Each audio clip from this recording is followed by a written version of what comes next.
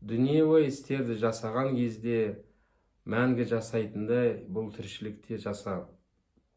Пайғамбарымыздың саллаллаху алейхи уассалам айтқан сөзі мағынасы, тағдырда жазылған нәрсе ешқайда кетпейді. Қанша асықсаң да бәрібір жазылған, бұйырған нәрсе саған келеді. Ол бұрыннан тағдырда жазылған нәрсе.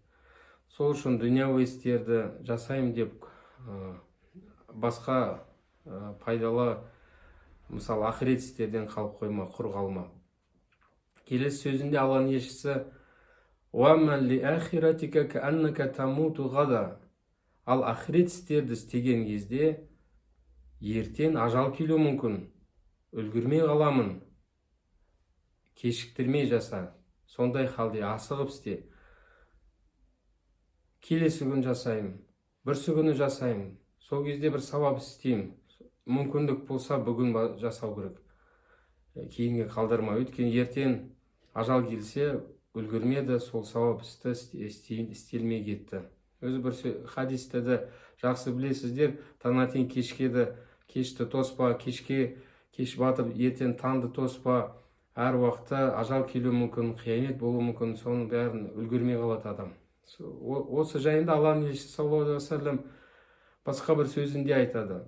«Анзартукум сауфа усалли, сауфа асуму, сауфа а'мал». Осындай адасу сөздерден сақ болыңдар. Азғыру сөздерден сақ болыңдар. Ол сөздер: ертең намаз бастаймын, ертең намаз оқимын, сосын ораза ұстаймын, сауап істі сосын істеймін. Сондай сөздерден сақ болыңдар. Бұл адасу, сізді адастырып жатыр. Ондай нәрседен аулақ болыңдар. Бір сөзіне Алланың елшісі айтады: «Сауфа джунду мин джунуди шайтан».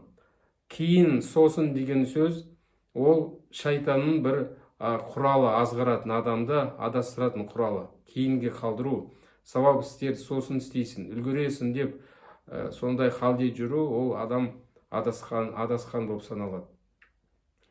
Ертең не болады, бір Алла біледі. Мүмкіндік болса бүгін сауап істеу керек. Кейбір мұсылман бауырлар Құранды үйрену, тәжвидпен Құранды үйрену, арабша оқуды кейінге қалдырады. Сосын бастаймын, қолым тимейді, әртүрлі сылтаумен уақыт соза береді.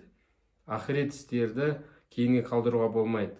Ертең сол сауапқа адам мұқтаж болады қиямет күнінде. Неге сауап істемедім деп өкінеді. Көп сауап істеген адам неге одан да көп істемедім деп айтады хадис шарифінде. Жақсылық істеген адам неге одан көп істемедім. Ал жақсылық істемеген адам, үлгермей сон басқа нәрсемен айналысқан адам тіпті қандай қатты өкініште болады.